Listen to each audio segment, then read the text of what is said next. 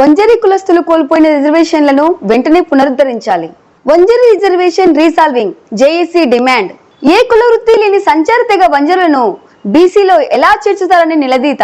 తెలంగాణలో ఎస్టీ సంచార జాతి వంజరులను బీసీడీలో చేర్చడం దారుణం. సమావేశంలో ముఖ్యంగా తీర్మానాలు చేయడం జరిగింది.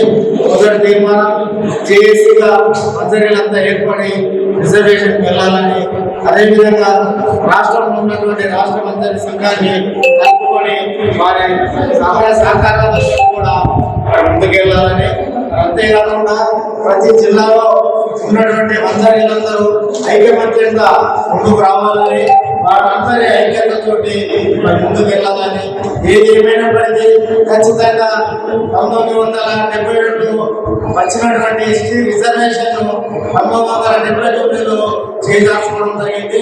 అంటే రిజర్వేషన్ ఖచ్చితంగా పునరుద్ధరణ చేసుకోవాలని కాంగ్రెస్ ప్రభుత్వంతో మరి సమైక్యతతో సాధించుకోవాలని ఆలోచనతో ఈరోజు తీర్మానం చేయడం జరిగింది. జై వంజర్.